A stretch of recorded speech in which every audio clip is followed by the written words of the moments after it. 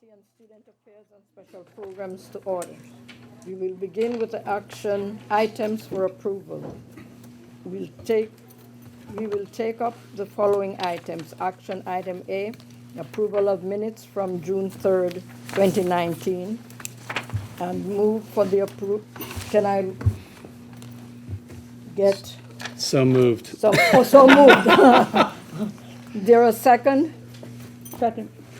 All in favor? Aye. The item is approved. I would like to address information, item 2A, a report from our Executive Chancellor and University Provost. Chancellor? Thank you, Madam Chair. I really have two main topics that I would want to share with the committee today. One is an update on some organizational realignment that has occurred in the Office of Academic Affairs in the 6 months that I've had the privilege to serve as University Provost. And the other is just to give you a quick update on where we are with respect to the Code of Conduct policy, so that the committee is aware of the timelines involved in the consultation process. So from the perspective of the organizational alignment work, we've tried over the last 6 months to be very thoughtful about how we organize our work and how we organize our people to better advance the work of the Office of Academic Affairs on behalf of the campuses so that they can advance their missions. And to date, I'm happy to say that we've taken approximately 6 or 7 different actions that I think have positioned us well for the work ahead. And so what I'd like to do is just give you a brief overview of what those changes have been that we have made look like, and a couple of others that are on the horizon. So the first big change that we announced was the creation of an Office of Student Inclusion Initiatives under the leadership of Assistant Vice Chancellor Chris Rosa. We also, in an effort to try to better support and scale the work that we do in support of campuses around workforce, expanded the Office of Workforce Development and Continuing Education at the central office to include campus-based career centers and several internship programs such as Whitney, CUNY 2X Tech, and others that have developed over time, and they are now under the leadership of University Dean Angie Kamath. In order to acknowledge and address with the urgency that it merits the challenges of our CUNY Athletics Conference, we transferred the work to EVC Batista, our Chief Operating Officer, so that we can have a more direct line between the CUNY Athletics Conference and the folks that support them from the standpoint of budgets and facilities, among other areas. We, of course, continue to be connected to the work because the Office of Academic Affairs continues to convene the Council of Student Affairs Officers, which is where most of the campus-level CUNY athletics programs reside. We've also worked hard to coordinate and align the work of over 70 councils that the central office, through the Office of Academic Affairs, convenes on a monthly basis. We have, of course, the 3 main councils are the Council of Chief Academic Officers, the Council of Chief Student Affairs Officers, and the Council of Chief Enrollment Managers. And so those 3, we have worked very deliberately to try to align their work so that we get traction on important items such as transfer policies, which is one big theme this year. And then now we are in this spring term looking at how we align the other 70 or so councils to that work. So we are connecting all of the councils that are sort of naturally affiliated with academic affairs to the work of the chief academic officers' agendas, and similarly student affairs and enrollment management. We will have more to say about that in future meetings. Understanding that the Office of Academic Affairs already has a very robust early childhood office run by University Dean Sherry Cleary, we moved oversight of the campus-based child care centers to her. We're doing ongoing work now to trying to identify areas of opportunity to better serve the centers on campus. We also have aligned our SEEK College Discovery and Foster Youth programs, led by University Dean Sunday Coward, with Student Success programs led by Associate Vice Chancellor Donna Linderman, to ensure that we can have some cross-pollination and scaling up of best practices among those groups. So now we have all of our Student Success, if you will, programs under the same office. And perhaps more importantly and relevant for this group, I wanted to share that after a 45-day effort carried out by an organizational alignment and administrative effectiveness committee chaired by Chief of Staff Rachel Stevenson, one of the three main recommendations that came out of that committee was to bring together the offices, central offices of enrollment management and student affairs. And so we will be recruiting for a Vice Chancellor of Student Affairs and Enrollment Management that will be charged with a few things. One, trying to expand the scope of our Office of Student Affairs beyond compliance and more towards more holistic student support services. And from the enrollment management side, try to expand the work from a more admission-centric perspective to also retention and graduation. And so we hope that by bringing these units together, we will get the right level of synergies there and thought leadership to advance that work. We have also communicated to the campuses and to our central office colleagues two other areas that we will be pursuing in the next several weeks.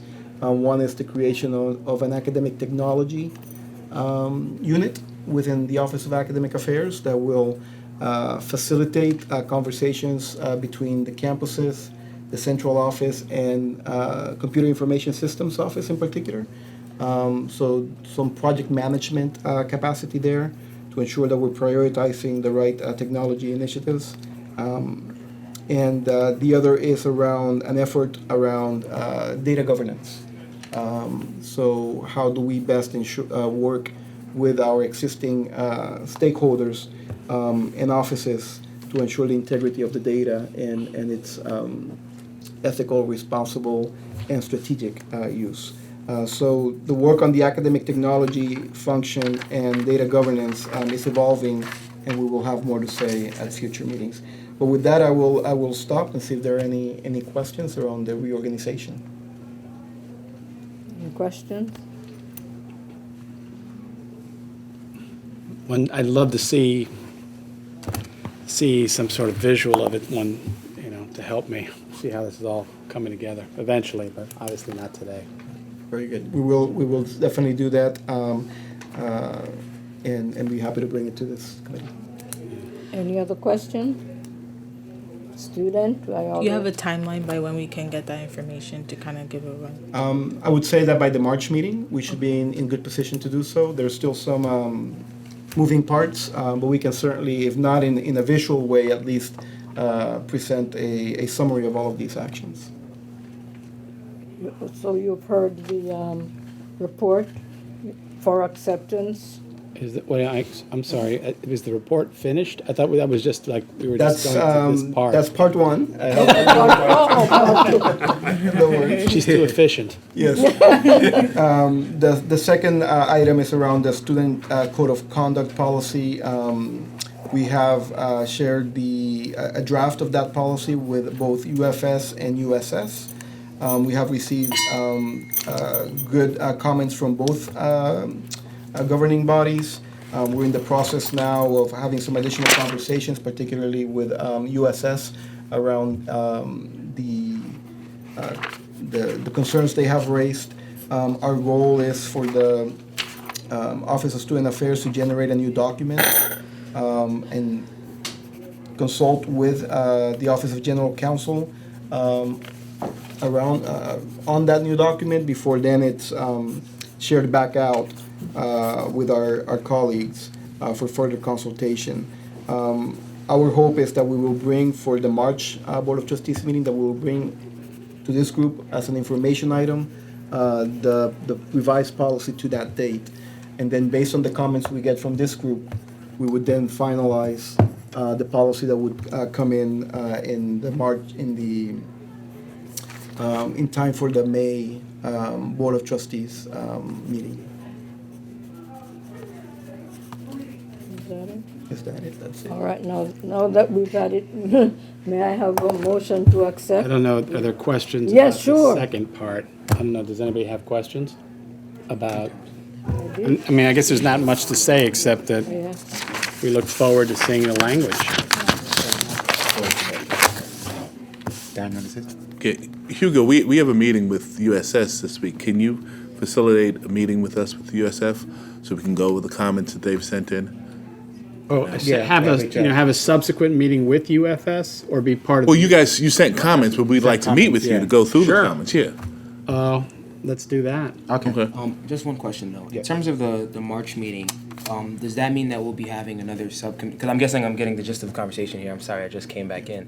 Will we be having another subcommittee meeting where the finalized version will be being voted on here before Right, it goes to that? So the March idea is, based on the board? conversations that we're having with USS and The UFS. and UFS, we will put together a new version of it, and it will be, that new version will be brought back for comment to this committee and others. And then hopefully it will be in good enough shape that it will be just some minor tweaks. And then we can bring it as an actual action item to this committee in time for it to be approved before the end of the calendar academic year. So here's the question, does it call for a bylaws change? Because if it does, I think it has to go before the board or even this committee twice before it ever gets Yes. as a resolution. He's right. Yeah. Because we're taking I guess, what we're actually going to do is take 15.4 out of the bylaws and have it in a separate document on student conduct. So it does require the process for bylaws. 15, remind me. 15.4 is the section that talks about student discipline. Okay, very So good. it doesn't make sense to have that both in the bylaws and in a separate code of conduct.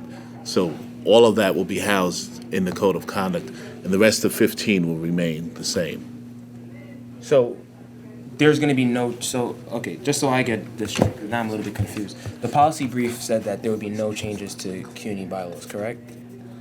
No, They said that there would be no changes to section 15 of CUNY bylaws. no, that's not what it said.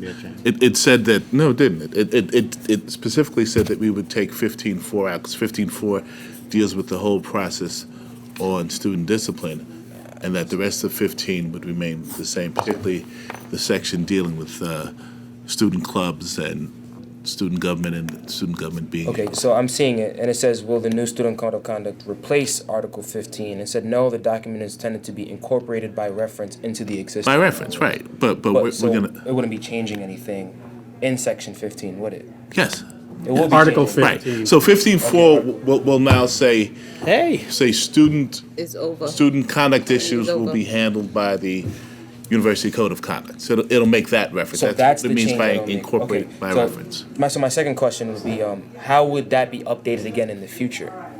If there is to be any updates, like let's say Title IX policies change from the federal level. Right. Hypothetically, who would have jurisdiction over changing the code of conduct? Would that come again to a board vote?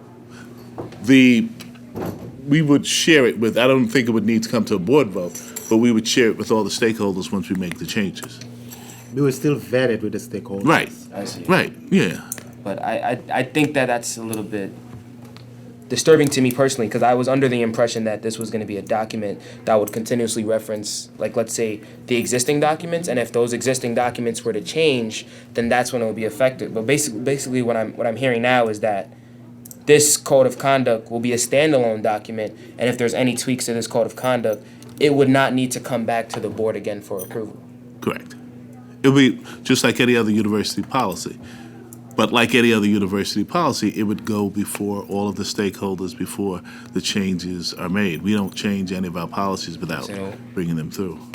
So would there be wording in this? I know, again, I'm harping Sure, on this, it's but fine. in terms of the document itself and the code of conduct, will there be wording in this code of conduct that will mandate that the stakeholders are that? Because I think that other other documents don't mandate that the stakeholders are. So will there be wording in this document that mandates that the stakeholders must be consulted We don't have with? anything currently, but when we meet on, we can discuss that. Sounds good.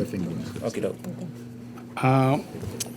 Is there going to be time for our new VC of Legal Affairs to look through this? I know they come on February 1st. He comes on February 1st. Right. So- He's already received the He's copy. already We've getting begun it? talking to him about it, yes. All right, very good. Are there any other questions?